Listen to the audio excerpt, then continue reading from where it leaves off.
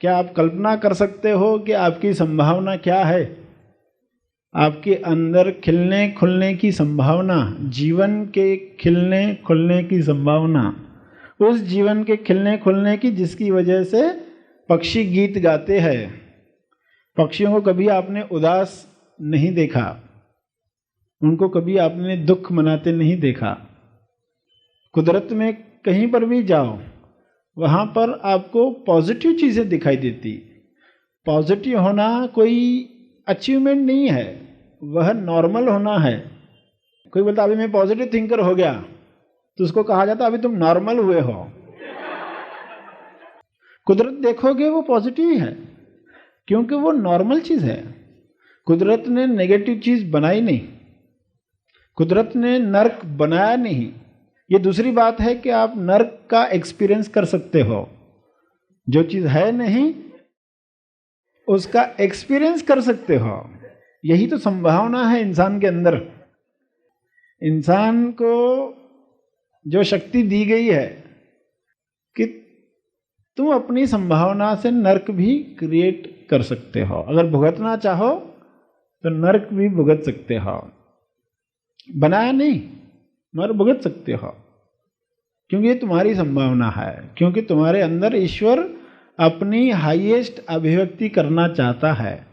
इसलिए दोनों तरफ खुला छोड़ दिया है, पूरी तरह से खुलने खिलने के लिए कहीं कोई बॉर्डर नहीं रखा, ताकि पूरी संभावना खुले। तो ये सब बातें अगर समझ में आई तो मोक्ष का दरवाज़ा हमारे सामने है, मौका हमारे सामने है। मोक्ष अगर इसी जीवन में मिलना है तो हम किस तरीके से मौके का फायदा उठा रहे हैं। सभी को शुभेच्छा, हैप्पी थॉट्स। सर श्री द्वारा विशेष संदेश। मोक्ष यात्रा का पहला स्तर, पहला ज्ञान, चेतना और सवालों के अनेक स्तर। इस विशेष संदेश में आप सभी का स्वागत है। इस संदेश द्वारा हम जानेंगे कि मोक्ष किसे कहा गया है, मोक्ष के बारे में कौन कौन सी गलत मान्यताएं हैं, अपनी चेतना का स्तर क्यों और कैसे बढ़ाना है, इंसान से कौन सी मूल गलती हो रही है जिसकी वजह से मोक्ष मिलना उसे असंभव लगता है। इन सभी सवालों के जवाब पाने के लिए आइए पूरी ग्रहणशीलता के साथ इस संदेश को सुने और समझें। मोक्ष मिल सकता है, इसी जीवन में मिल सकता है, उसकी सारी व्यवस्था हो चुकी है। अगर यह भूल गए तो हो सकता है कि पुरानी आदत की वजह से, इंसान पुरानी टेंडेंसी की वजह से वही करे जो यह खबर मिलने से पहले कर रहा था। जो दुख हमें मिला हो, अगर हम वो भुगत रहे हैं तो कोई कहे ठीक है अब क्या कर सकते, मगर जो मिला ही न हो और इंसान वह दुख भोगे सिर्फ एक मान्यता की वजह से, तो बहुत बड़ी गलती कर रहा है। बोलते वक्त तो कहता है कि ये पर्सन गलती कर रहा है जिसकी वजह से मैं भुगत रहा हूँ, मेरे बच्चे गलतियाँ करते हैं जिसका भुगतान मैं कर रहा हूँ। कई सारे लोगों में मान्यता है कि बच्चे जो पाप करते हैं उसका फल पेरेंट्स को भुगतना पड़ता है। तो वो जब भी बीमार होते हैं तो उसका जवाब उनको मालूम होता है कि ज़रूर बच्चे ने कोई पाप किया होगा, और वो अपने बच्चों को सिखाते रहते कि जब तुम्हारे बच्चे आएंगे तुम पीड़ित होगे तो समझ जाना। ऐसा जनरेशन टू जनरेशन एक दूसरे को ये मान्यताएं दी जाती है, और लोग उसको बड़े सिंसियरली रिलीजियसली फॉलो करते हैं। जो सिंसियरली फॉलो करना चाहिए वो कभी नहीं करते,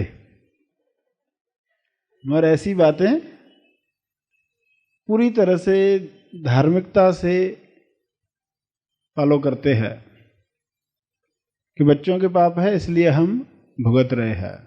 और कोई इनको कहे तुम भुगत रहे हो यही तुम्हारा पाप है, ये तुम पाप कर रहे हो, ये कौन भुगतेगा? कि तुम भुगत रहे हो। तुम भुगत रहे हो यानी अपने आप को शरीर मानकर, जो तुम नहीं हो। जो दुख तुम्हें नहीं मिल रहा, ये दुख तुम्हें नहीं है मगर तुम भुगत रहे हो। जो दुख तुम्हें नहीं दिया गया, अगर तुम वह भुगत रहे हो तो इससे बड़ा पाप क्या होगा? इससे बड़ी गलती क्या होगी? इसका फल अब तुम्हारे पेरेंट्स भुगतेंगे अगर, तो जिंदगी भर भुगतते ही रहेंगे, क्योंकि तुम ये गलती करते रहोगे।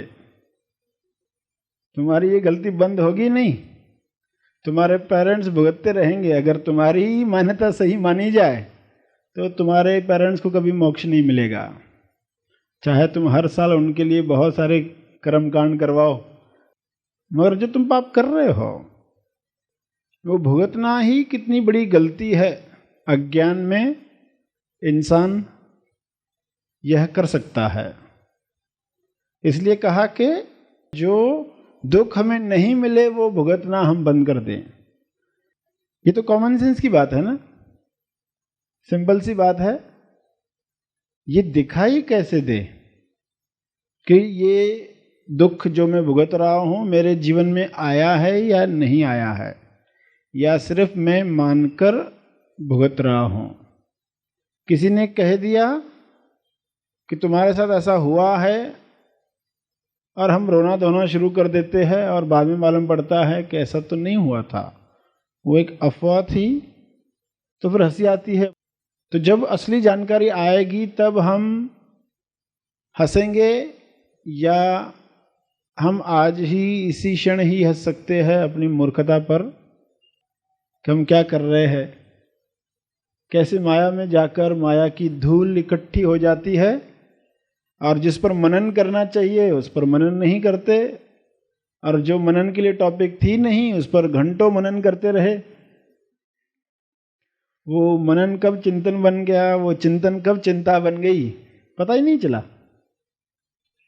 और चिंता बनकर फिर कितना दुख भोगा जो हमें नहीं मिला था, कितना दुख औरों को दिया जिसकी आवश्यकता नहीं थी। लोग तो कहते कि सक्सेस यानी ऐसा, लोग तो कहते जीवन यानी ऐसा, लोग तो कहते मृत्यु यानी ऐसा, लोग तो कहते हैं कर्म और भाग्य ऐसा होता है। इतना कुछ सुन लिया तो वो धूल हटनी चाहिए वापस। तो फिर एक ऐसा सेशन होता है जिसमें वो सब धूल निकाली जाती है। जितना भी समय होता है वो धूल निकाल दी जाए, फिर से फ्रेश होकर आप तेज ताज़ा कर्म करने के लिए तैयार होते हैं। फ्रेश, तेज और ताज़ा, जो वर्तमान की अंडरस्टैंडिंग से निकला। एक कर्म होता है जो हमारे जानकारी के हिसाब से, पिछली मान्यता के हिसाब से, जब वह समझ नहीं थी तो हमने एक तरह का कर्म करना शुरू किया। जब समझ नहीं थी और एग्ज़ाम्स आए तो हमने रो धो कर पढ़ाई करके एग्ज़ाम पास कर दिया। वो तो उस वक्त ही अंडरस्टैंडिंग थी। आज फिर से एग्ज़ाम आ रहे हैं और हम वही पुराना कर्म कर रहे, तो अपने आप से पूछना फिर क्या फ़र्क हुआ? अब भी हम वैसे ही रो धो कर पढ़ाई करेंगे, एग्ज़ाम देंगे, या अब एक नए एंगल से काम करना है? यही एग्ज़ाम कैसे आपको फ्यूचर की तैयारी करवा रहा है, कैसे आपके मनोशरीर यंत्र को उस लक्ष्य की तरफ, उस कुलमूल उद्देश्य के लिए तैयार कर रहा है। अगर आज इस तरह का मनन हुआ तो जो कर्म होगा वह फ्रेश होगा, वो किसी पुरानी मान्यता से नहीं आ रहा, जो आ रहा है आज की समझ से। आज हम एग्ज़ाम्स को कैसे रिस्पॉन्स दें, क्योंकि लोग कहेंगे कि ये भोग योनि है, मनुष्य जन्म यानी भोग योनि है, इसमें भुगतान करना है। कुछ बुरे कर्म किए हैं तो कुछ अच्छे कर्म करने हैं, अब थोड़ा बैलेंस हो जाएगा। तो बेचारे जिंदगी भर कर्म करते हैं बैलेंस करने के लिए, उनके लिए जीवन अकाउंट्स है, और पूरा जीवन अकाउंट्स करके जिया तो कैसा जिया? मरते वक्त भी अकाउंट्स ही कर रहा होगा कि मेरी गाय इसको दान करना, मेरे अंगूठे में जो कुछ गहने हैं, कलाई में जो गहने हैं, जो गले में कुछ है, वो इसको देना उसको देना, यही अकाउंट चलता रहेगा। तो ऐसे मनोशरीर यंत्रों में वह घटना नहीं होती। किन मनोशरीर यंत्रों में वह घटना होती है जिसे मोक्ष कहा गया है? जहां पर उन सभी संस्कारों से मुक्ति मिलती है जिनकी वजह से हम वैसा ही कर्म करते हैं जैसा करते आए।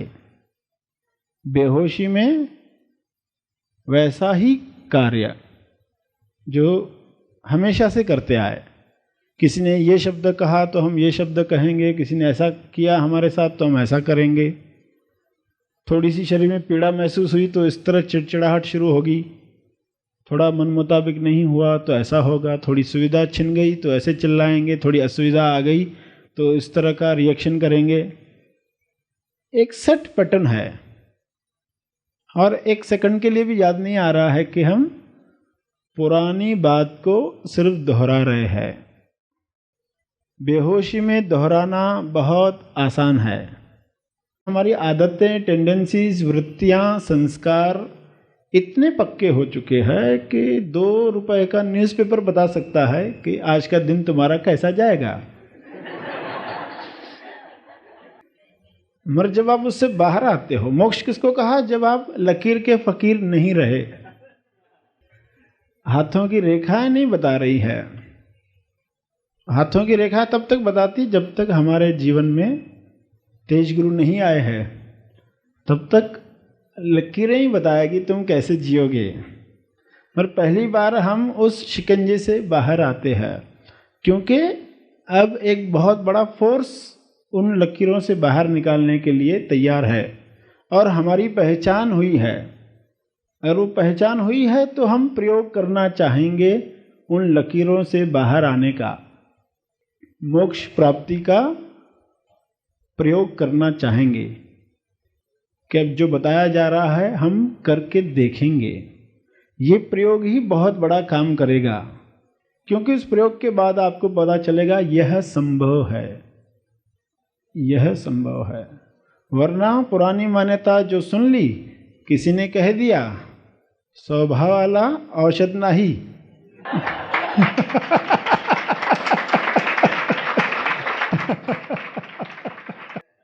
इसको कोई इलाज नहीं, ये ऐसे ही रहेंगे।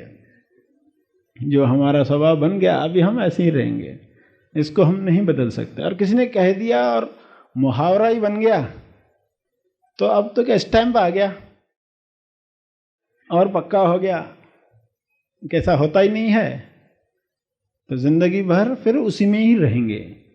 मोक्ष की धारणाएं या कल्पनाएं लोगों ने बहुत अलग अलग करके रख दी क्योंकि बात तो यही समझानी थी, मगर कैसे समझाया जाए बच्चा समझ नहीं सकता। तो केजी के जवाब तैयार होते हैं। केजी के अध्यात्म का जन्म होता है जिसमें बताया जाएगा पिछले जन्म में तुमने ऐसा पाप किया है, उसका भुगतान करके सभी भुगतान हो गया तो तुम्हें मोक्ष मिलेगा।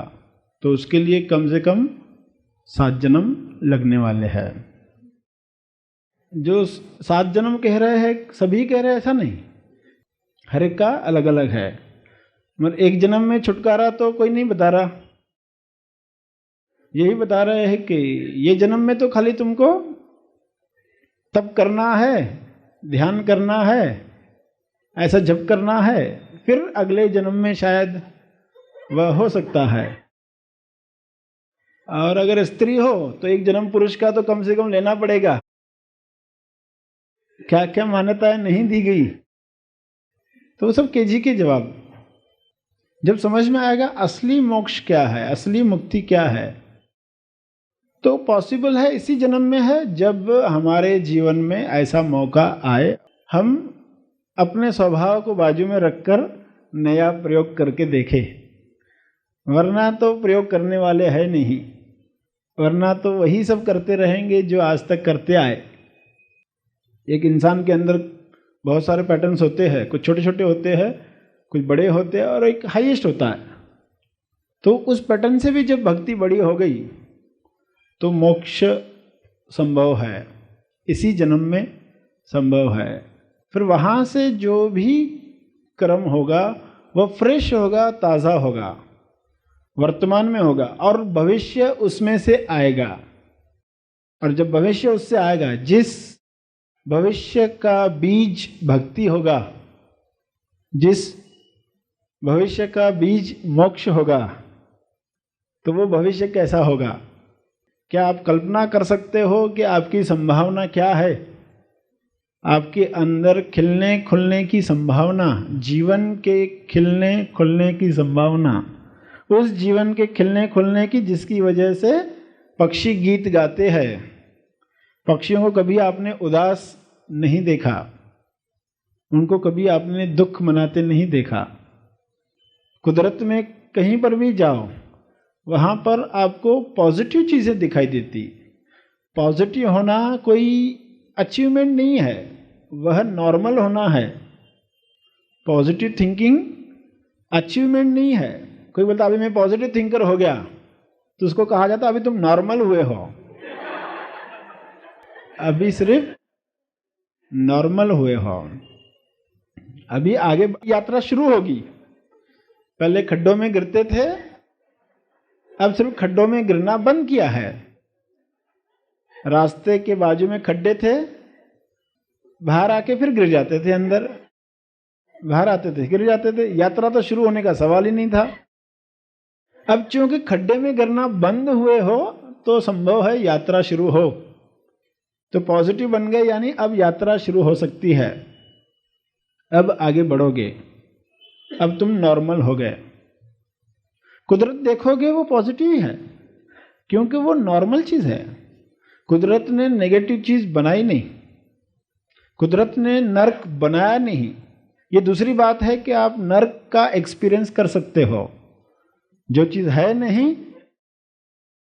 उसका एक्सपीरियंस कर सकते हो। यही तो संभावना है इंसान के अंदर। इंसान को जो शक्ति दी गई है कि तुम अपनी संभावना से नर्क भी क्रिएट कर सकते हो। अगर भुगतना चाहो तो नर्क भी भुगत सकते हो। बनाया नहीं मगर भुगत सकते हो, क्योंकि ये तुम्हारी संभावना है, क्योंकि तुम्हारे अंदर ईश्वर अपनी हाईएस्ट अभिव्यक्ति करना चाहता है। इसलिए दोनों तरफ खुला छोड़ दिया है, पूरी तरह से खुलने खिलने के लिए कहीं कोई बॉर्डर नहीं रखा ताकि पूरी संभावना खुले। मगर फिर फ्रीडम के साथ अगर ज्ञान नहीं है, अंडरस्टैंडिंग नहीं है, तो इंसान क्या करता है उस फ्रीडम का? उससे नर्क भुगतता है। तो इसलिए बहुत आवश्यक है उस आज़ादी के साथ रिस्पॉन्सिबिलिटी भी दी जाए, ताकि वो सही रिस्पॉन्स दे पाए। वो आज़ादी किस लिए दी गई? इंसान को, और किसी जानवर में नहीं किया गया ये, कि वो सही रिस्पॉन्स दे पाए। एबिलिटी उसकी बढ़े, पात्रता उसकी बढ़े, सही रिस्पॉन्स दे, जो आज़ादी इंसान को मिली है। तो ये सब बातें अगर समझ में आई तो मोक्ष का दरवाज़ा हमारे सामने है, मौका हमारे सामने है। मोक्ष अगर इसी जीवन में मिलना है तो हम किस तरीके से मौके का फ़ायदा उठा रहे हैं। तो हर प्रवचन, हर सेशन एक मौका होता है वो धूल हटाने के लिए। कोई सवाल लेकर आएगा कि अच्छा काम करने जा रहा हूँ, झूठ बोल सकता हूँ क्या? सवाल है, इम्पोर्टेंट सवाल है। उसके लिए कपट कर सकते हैं कि नहीं कर सकते, ऐसा सवाल होता है। या सब मान्यताएं हैं, आप बताते हो तो कोई खाने के ऊपर पाँव लग जाता है, ये मान्यता है खाने पर चावल गिर गए हो पाँव नहीं लगना चाहिए, तो ये मान्यता सही है गलत है क्या है? सवाल उठता है। अब जिन्होंने मान्यताएं बनाई कुछ सोचकर बनाया कि अन्न को पाँव क्यों नहीं लगना चाहिए, अन्न क्या है, अन्न से पेट भरता है, अन्न ही ईश्वर है, ऐसा भी कहा गया। सिर्फ ये बताने के लिए यह चीज़ बेकार नहीं जाए, उसका इम्पोर्टेंस जाना गया। मगर जब लोगों को कहा जाता है इसका इम्पोर्टेंस समझो और इसका नुकसान मत करो, नीचे मत गिराओ, मान्यता नहीं दी तो लोग फॉलो नहीं करते। बेहोशी में कोई फॉलो करता नहीं, तो डर दिया जाता है, डर फॉलो करते बेहोशी में। बेहोशी में डर लोग फॉलो करते हैं। डर दे दिया गया, पाँव लग गया यानी ये बहुत गलत है, ये बहुत बुरा है। अन्न को पाँव लग गया तो लोग फॉलो करते, मगर असली कारण तो कुछ और था। क्यों कहा गया अन्न को पाँव नहीं लगे? क्यों कहा गया पुस्तकों को नीचे नहीं फेंकना चाहिए, या उस पर पाँव नहीं लगना चाहिए, या उसको सही जगह पर रखना चाहिए? कुछ उसके पीछे कारण थे, मगर वो लोग कारण सुन के सही ढंग से फॉलो नहीं करेंगे, इसलिए कोई डर दे दिया गया। अगर किसी को कहा गया अच्छा काम करने जा रहे हो तो झूठ बोल सकते हो, कपट कर सकते हो, तो क्या वो उसको सही ढंग से आगे फॉलो करेगा? क्या उसको छुट्टी मिल जाएगी? अब झूठ बोल सकते हैं, कपट कर सकते हैं, तो उसका कपट बेहोशी में होने लग जाता है। वो कहता है हमको बताया गया है कर सकते, तो वो व्यक्ति मैनेजमेंट चलने लग जाती है। इसलिए ये ऐसे जवाब नहीं दिए जाते कि ऐसा करो ऐसा मत करो, ऐसा करो या ऐसा मत करो नहीं कहा जाता है। आपकी चेतना का स्तर बढ़ाया जाता है। आप खुद देख पाओ कि ये डिसीजन कहां से ले रहे हो, अपने आप को क्या मानकर ले रहे हो। अगर हायर एंगल से ले रहे हो तो वो सही है, मगर वाकई अपने आप से पूछो तुम कहां से वो डिसीजन ले रहे हो। जैसे बताया कि युद्ध नेसेसरी था तो वो पुण्य था। महाभारत की युद्ध हुई कि जिस राज्य में द्रौपदी का वस्त्रहरण होता है उस राज्य में कोई भी स्त्री सुरक्षित नहीं है, तो उन लोगों का मरना आवश्यक था। तो वहां वो नेसेसिटी थी, वहां वो जरूरत थी, मगर वो हायर एंगल से देख पाना बहुत आवश्यक था। इसलिए नहीं कि द्रौपदी उसके रिलेटिव है इसलिए करना है, वो रिलेशन वाली बात नहीं थी कि अर्जुन वो मित्र है इसलिए वो करना है, इसलिए वाली बात नहीं थी। वो हायर एंगल वाली बात है। अगर हमें हेलीकॉप्टर से देखना आ जाए तो ये प्रश्न बंद हो जाता है कि इस वक्त में हम ये करें कि नहीं करें, इस घटना में ऐसा होता है हम ये करें कि नहीं करें, ऐसा करो ऐसा मत करो, ये चलते ही रहता है। तो हमेशा सवाल रहेगा अच्छा ऐसा हो तो फिर क्या करें, वैसा हो तो फिर क्या करें। कितने सवाल हो गए फिर। ऐसे पाओगे नीचे चिट्ठी आ जाती है तो फिर क्या करना चाहिए, अगर आई गई तो क्या करना चाहिए, फिर कितने उपवास करने चाहिए, और ये चल रहा है। ऐसे जवाब देने वाले लोग हैं और लोग कर्म कांडों में लगे हुए हैं कि अब ये घटना हो गई अभी प्रायश्चित करेंगे, अब इतने उपवास रखेंगे, अब ये करेंगे वो करेंगे। हायर एंगल समझें, हमारी चेतना का स्तर उच्च हो जाए, चेतना हमारी वहां से देखने लग जाए जहां से सब एक साथ दिखता है, तो फिर आपसे जो भी निर्णय होगा सही होगा। पर जब तक वह नहीं आती तब तक ऐसे प्रश्न रहते कि हम ये करें कि हम ये नहीं करें। सर श्री ये नहीं बताएंगे ये करो ये मत करो, वो क्या बताएंगे, तुम्हारी चेतना को खोलना है, तुम खुद देख पाओ, क्योंकि हर सिचुएशन अलग है। हर सिचुएशन में होश में निर्णय होना चाहिए।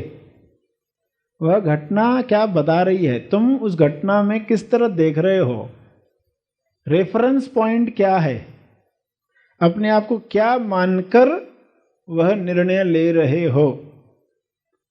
अगर वह बात याद आ जाए तो आपसे सही कार्य ही होने वाला है। फिर ये प्रश्नों की लंबी लिस्ट जो है वो खत्म हो जाती है, वरना एक का जवाब दिया तो दूसरा प्रश्न है ही, दूसरे का जवाब दिया तो तीसरा है ही। तो एक शिविर होता है, कुछ बातें क्लियर होती है, चेतना बढ़ जाती है, आप कहते तो बहुत आनंद आ गया, मगर फिर और प्रश्न आते सामने। चेतना के 7 स्तर है, 7 स्तर खुल जाएंगे उसके, तब वह सब देख पाएगा, तब प्रश्न नहीं रहेगा, तब सब दिखाई दे रहा है क्या होना चाहिए। तब उस मोक्ष की अवस्था से आपकी क्रियाएं होने वाली है। जीवन में परेशानी आई तो घबराना मत, समझ जाना कि इससे और आगे बढ़ने की संभावना खुलेगी।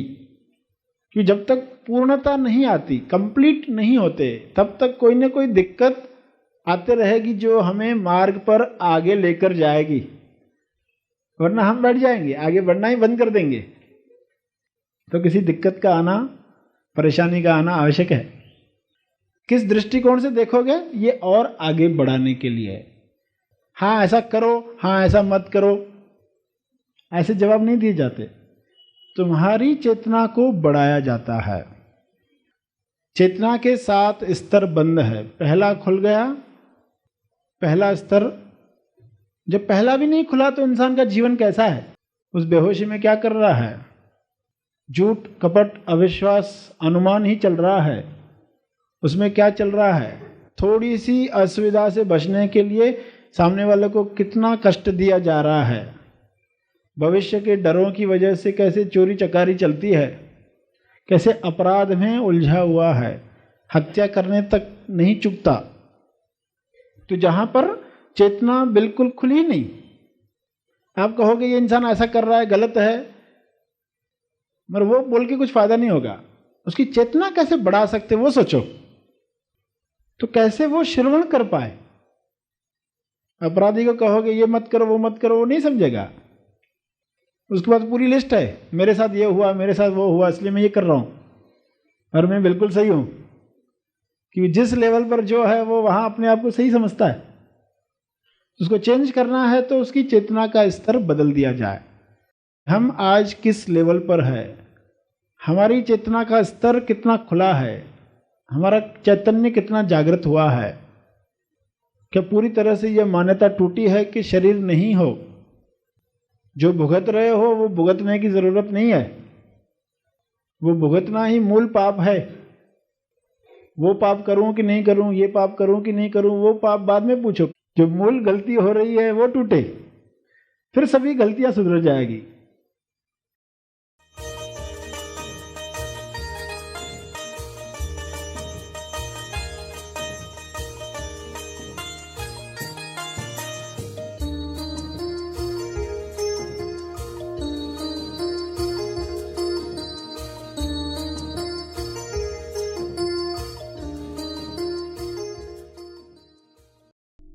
सर श्री की शिक्षाओं पर आधारित ऑनलाइन महा आसमानी परम ज्ञान शिविर। यह ऑनलाइन शिविर 3 भागों में लिया जाएगा। बुनियादी सत्य शिविर 20 और 21 नवंबर, ब्राइट रिस्पॉन्सिबिलिटी शिविर 5 दिसंबर, महा आसमानी शिविर 18 और 19 दिसंबर। इन शिविरों का लाभ लेने के लिए आज ही अपना रजिस्ट्रेशन करें। अधिक जानकारी के लिए संपर्क करें। 14 से 17 साल की उम्र के युवाओं के लिए तेज ज्ञान के प्रकाश में सर श्री की शिक्षाओं पर आधारित ऑनलाइन मिनी महा आसमानी शिविर एक्सप्लोर योर इनर पोटेंशियल होने जा रहा है दिनांक 11 से 13 नवंबर 2021 शाम 4 बजे से 6:30। इन शिविरों का लाभ लेने के लिए आज ही अपना रजिस्ट्रेशन करें। अधिक जानकारी के लिए संपर्क करें।